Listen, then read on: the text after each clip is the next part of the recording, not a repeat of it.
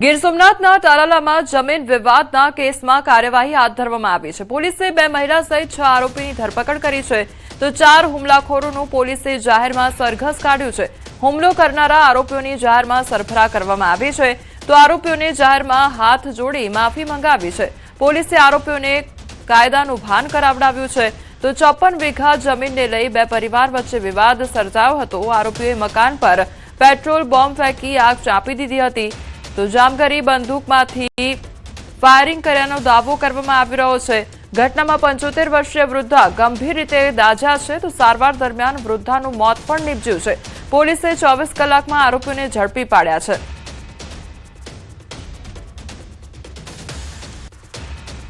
12 થી 14 જણાનું ટોળું હાથમાં પેટ્રોલ અને એવા બધા જ્વલનશીલ પદાર્થો લઈ અને હથિયારો લઈ અને ફરિયાદીના ઘરે ધસી ગયું હતું અને વાડીમાં જે ઝૂંપડા જેવી એમનો એક નાનો રૂમ હતો તેને આગ ચાંપી દીધી હતી।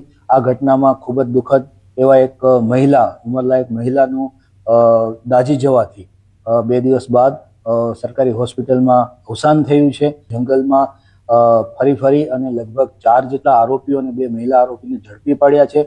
હજી પણ 2 થી 3 આરોપી જે છે એ નાસ્તા ફરે છે, પણ અમે ખૂબ જ એમને ટૂંક સમયમાં પકડી લેશું અને એમને કાયદાની પ્રક્રિયામાંથી પસાર કરશું। રાજસ્થાનમાં ભયાનક અકસ્માત સર્જાયો। પિકઅપ અને કાર વચ્ચે થયેલી જોરદાર ટક્કરના સીસીટીવી ફૂટેજ સામે આવ્યા છે। સીસીટીવી ફૂટેજ સોશિયલ મીડિયા પર વાયરલ થઈ રહ્યા છે, જેમાં જોઈ શકાય છે કે હાઈવે પરના વળાંક પર બંને વાહનો સામસામે ધડાકાભેર અથડાયા। ટક્કર બાદ બંને વાહનોને નુકસાન પણ સર્જાયું હતું। કારમાં સવાર એક મુસાફરને સામાન્ય ઈજા થઈ હતી, તો મોટી દુર્ઘટના પણ ટળી હતી। તો રાજસમંદ જિલ્લાના કુંભલગઢ વિસ્તારમાં આવેલા ઓલાદર વળાંક પર આ ઘટના બની હોવાનું જાણવા મળે છે। તો રાજસ્થાનની આ ઘટના સામે આવી છે કે જ્યાં ભયાનક અકસ્માત સર્જાયો છે। પિકઅપ તેમજ કાર વચ્ચે જોરદાર ટક્કર સર્જાઈ હતી અને અકસ્માતની ઘટનાના આ સીસીટીવી ફૂટેજ સામે આવ્યા છે।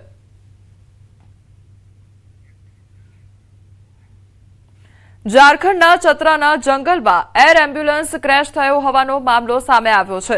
પ્લેનમાં સવાર 7 લોકોના દર્દનાક મોત નીપજ્યા છે। તો રાંચીથી દિલ્હી જતા સમયે આ દુર્ઘટના સર્જાઈ। દર્દીને સારવાર માટે દિલ્હી જઈ રહ્યું હતું પ્લેન, તો ઉડાન ભર્યાની થોડી જ મિનિટોમાં પ્લેન ક્રેશ થઈ ગયું। 2 પાયલટ, ડોક્ટર તેમજ દર્દી સહિત 7ના મોત નીપજ્યા છે। मौसम भी खराब था और पूरा क्रैश की आवाज़ आई, पूरा लगा कि वो प्लेन या हेलीकॉप्टर क्रैश किया, इस तरह के फील हम लोग का हुआ। उसके बाद बारिश होने लगा, कोई देर देखा नहीं, हम लोग पूरा आदमी फोन पूरा हो गया हुआ, पूरा खोजबीन हुआ। तो लास्ट में आए तो सामने 2 पार्ट्स ऊपर मिला गाड़ी प्लेन का। उसके बाद खोजते खोजते इधर आ गए, देखिए यहाँ प्लेन पूरा क्रैश हो गया। हम लोग घर पे छत पे खड़ा थे, तो अचानक ऊपर देखे तो कुछ रेड कलर का उधर से आया और अचानक लगा कि पूरा बम फटने जैसा आवाज़ आया। तो हम लोग को लगा कि कोई प्लेन उलेन होगा, क्रैश किया। तो हम लोग ढूंढते आए तो देखे तो यहाँ पे प्लेन गिरा हुआ था। इसमें 6 लोग 6 लोग का मौत हो गया। वहाँ पे आग लग गया। आग लगने के कारण जल गए थे यहाँ से नाभि तक। नाभि तक जलने के कारण मतलब देवकमल में एडमिट हुए। देवकमल में स्थिति शुरू में सामान्य था, उसके बाद स्थिति थोड़ा सा गड़बड़ हुआ, तो विचार हुआ कि हाँ इनको से ट्रांसफ़र करके दिल्ली ले जाए। तो दिल्ली के लिए बात हुआ प्लेन से, 8 लाख में ये बुक हुआ। સમાચારમાં આગળ વાત કરીએ જંગલેશ્વરમાં ડિમોલેશનની કામગીરી વિશે।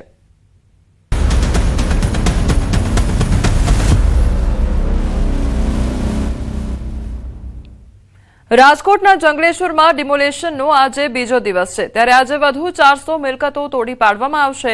અત્યાર સુધી 1000 થી વધુ બાંધકામોને દૂર કરવામાં આવ્યા છે। ચુસ્ત પોલીસ બંદોબસ્ત વચ્ચે મેગા ડિમોલેશનની કામગીરી શરૂ કરવામાં આવી છે। લગભગ બપોરે 3 વાગ્યા સુધીમાં ડિમોલેશનની કામગીરી પૂર્ણ થશે। તો રાજકોટના જંગલેશ્વર વિસ્તારમાં હાથ ધરાયેલા ઇતિહાસના સૌથી મોટા મેગા ડિમોલેશનના બીજા દિવસની કામગીરી શરૂ કરવામાં આવી છે। અધિકારીઓના જણાવ્યા મુજબ જંગલેશ્વર વિસ્તારને કુલ 7 સેક્ટરમાં વહેંચી ડિમોલેશન કરવામાં આવ્યું હતું, જેમાં એક જ દિવસે 1119 મિલકતો તોડી પાડવામાં આવી છે। નદી કાંઠાના વિસ્તારોમાં થયેલા દબાણો સંપૂર્ણ રીતે દૂર કરવામાં આવ્યા છે। આજે બપોરે 3 વાગ્યા સુધીમાં સમગ્ર કામગીરી સમાપ્ત થવાની શક્યતા વ્યક્ત કરવામાં આવી છે। તો રાજકોટના જંગલેશ્વર વિસ્તારમાં વહેલી સવારથી ફરી એકવાર ડિમોલેશનની કામગીરી શરૂ કરવામાં આવી છે। આજે બીજો દિવસ છે અને સતત બે દિવસથી મેગા ઓપરેશન હાથ ધરવામાં આવી રહ્યું છે અને ડિમોલેશન કરવામાં આવી રહ્યું છે। લગભગ 1119થી વધુ જેટલા જે બાંધકામો છે, ગેરકાયદેસર મિલકતો છે, તેને ધ્વસ્ત કરવામાં આવી છે અને બુલડોઝર ફેરવવામાં આવ્યું છે। તો હજુ આજે પણ 400 જેટલા જે મકાનો છે તે દૂર કરવામાં આવશે, દબાણ દૂર કરવામાં આવશે। જે ગેરકાયદેસર મિલકતો ખડકી દેવામાં આવી છે તે આજે ફરી એકવાર દૂર કરવામાં આવશે। તો સતત બે દિવસથી મેગા ડિમોલેશન હાથ ધરવામાં આવ્યું છે। રાજકોટના જંગલેશ્વર વિસ્તારમાં ચુસ્ત બંદોબસ્ત સાથે આજે કામગીરી છે તે કરવામાં આવી રહી છે। તો જંગલેશ્વરમાં ડિમોલેશનનો આજે બીજો દિવસ છે અને આખી તસવીર જંગલેશ્વરની બદલાઈ ગઈ હોય તે પ્રકારની તસવીરો પણ અત્યારે સામે આવી રહી છે, કારણ કે સતત બે દિવસથી જે ગેરકાયદેસર દબાણો છે તે દૂર કરવામાં આવી રહ્યા છે। લગભગ ગઈકાલની જો વાત કરવામાં આવે તો 1000ની ઉપરના જે ગેરકાયદેસર મકાનો છે તે તોડી પાડવામાં આવ્યા છે। તો આજની વાત કરીએ તો આજે હજુ પણ 400 જેટલી જે મિલકતો છે તે દૂર કરવામાં આવશે। તો રાજકોટમાં 24 કલાક ધમધમતું જંગલેશ્વર 24 કલાકમાં હવે સાફ થઈ ગયું છે। 24 કલાકમાં જંગલેશ્વરનું ચિત્ર બદલાઈ ગયું છે। લોકોથી ધમધમતું જંગલેશ્વર વગડો બની ગયું છે। ગેરકાયદેસર દબાણો પર બુલડોઝર ફર્યું છે। લોકોની કિલકિલારીથી 24 કલાક ગુંજતું જંગલેશ્વર આજે મશીનોના ધડધડ અને મકાન પડવાના ધડામ અવાજથી ગુંજી રહ્યું છે। રાજકોટનું જંગલેશ્વર જે ક્યારેક સાંકડી ગલીઓ, લોકોની સતત અવરજવર અને વેપાર ધંધાના ઘોંઘાટથી ધમધમતું હતું, તે કલાકોના સમયમાં જ જાણે કોઈ ખંડેરમાં ફેરવાઈ ગયું છે।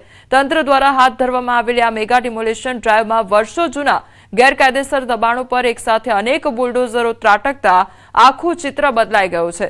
જ્યાં નાના બાળકોના હસવાના અને શેરીઓના પરિચિત અવાજો આવતા હતા, ત્યાં આજે ચારેકોર માત્ર કાટમાળના ઢગલા, ધૂળની ડમરીઓ અને જેસીબી મશીનોના કર્કશ અવાજો સંભળાઈ રહ્યા છે। મકાનો પડવાના ધડામ અવાજ સાથે એક આખો વસવાટ ઇતિહાસ બની રહ્યો છે। પોલીસના ચુસ્ત બંદોબસ્ત વચ્ચે ચાલી રહેલી આ કાર્યવાહીને કારણે લોકોમાં ક્યાંક ફફડાટ તો ક્યાંક લાચારી જોવા મળી રહી છે। રસ્તાઓ પહોળા કરવા અને ગેરકાયદેસર બાંધકામો દૂર કરવાના આકરા વલણને પગલે જંગલેશ્વરના દ્રશ્યો એટલી હદે બદલાઈ ગયા છે કે જે લોકો અહીં વર્ષોથી રહેતા હતા તેઓ પણ આજે પોતાના ઘરનો રસ્તો ઓળખવામાં થાપ ખાઈ જાય તેવી સ્થિતિ સર્જાઈ છે। હવે ખાસ વાત તો એ છે કે વહીવટીતંત્રની આ બુલડોઝર નીતિએ સાબિત કરી દીધું છે કે કાયદાના શાસન સામે ગમે તેવા મજબૂત ગણાતા દબાણો પણ ટકી શકતા નથી। જે વિસ્તાર 24 કલાક જીવંત લાગતો હતો ત્યાં આજે માત્ર પથ્થરોનો વગડો અને સુનકાર વ્યાપેલો જોવા મળી રહ્યો છે। ત્યારે આ હજુ પણ ગેરકાયદેસર દબાણો દૂર કરવાની જે કામગીરી છે તે શરૂ જ છે।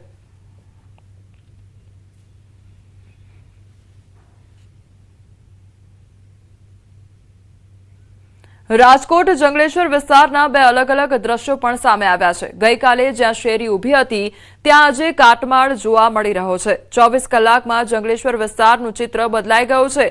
હાલ પણ ચુસ્ત પોલીસ બંદોબસ્ત વચ્ચે ડિમોલેશનની કામગીરી ચાલુ છે। લગભગ બપોરે 3 વાગ્યા સુધીમાં ડિમોલેશનની કામગીરી પૂર્ણ કરવામાં આવશે।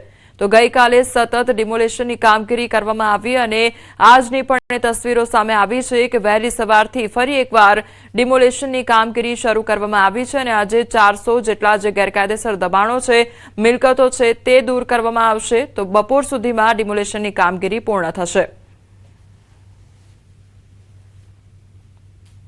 જંગલેશ્વર વિસ્તારમાં નદી કાંઠે આવેલી શેરીના આ દ્રશ્ય છે। અહીંયા ગઈકાલે મકાનો ઊભા હતા, એક આખી શેરી ઊભી હતી, બંને બાજુ જે છે એ મકાનો જોવા મળતા હતા, પરંતુ અત્યારના દ્રશ્ય જુઓ। અત્યારે જે જગ્યાએ મકાન હતા ત્યાં માટીના ઢગલા જોવા મળી રહ્યા છે। જે જગ્યાએ શેરી હતી ત્યાં એક પટ જોવા મળી રહ્યો છે। હાલ જે રીતના વાત કરવામાં આવે તો ગઈકાલે આ એ જ શેરી હતી કે જે જગ્યાએ જે છે એ મકાનોની લાઈનો હતી, પરંતુ અત્યારે અહીંયા ધૂળના ઢગલા જોવા મળી રહ્યા છે। એટલે કે ગઈકાલે આજે સવારથી ડિમોલેશનની કામગીરી હાથ ધરવામાં આવી હતી। આવા જંગલેશ્વર વિસ્તારના જે છે 1100 જેટલા મકાનો એવા છે કે જે જગ્યાએ ગઈકાલે મકાન હતા તે જગ્યાએ અત્યારે આ રીતે માટીના ઢગલા જોવા મળી રહ્યા છે। એટલે કે કહી શકાય કે ડિમોલેશનની કામગીરી છે તે ગઈકાલે હાથ ધરવામાં આવી હતી। આ ઉપરાંત આસપાસના દ્રશ્યો પણ જોઈ શકાશે। જ્યાં નજર પડશે ત્યાં માત્ર જે છે માટી, ઈંટો અને જે છે એ પડેલી દિવાલો જોવા મળશે. એટલે કે કહી શકાય કે ગઈકાલે જે રીતના કામગીરી કરવામાં આવી હતી, આજે પણ વહેલી સવારથી કામગીરી છે તે પૂરજોશમાં કરવામાં આવી રહી છે. રાજકોટ શહેરમાં મહાનગરપાલિકાની જે છે સૌથી મોટું ડિમોલેશન છે ને એના માટે જે છે અત્યારે જે કામગીરી છે તે સતત બીજા દિવસે પણ પૂરજોશથી ચાલી રહી છે. હાર્દિક જોશી, ન્યૂઝ 18 ગુજરાતી, રાજકોટ.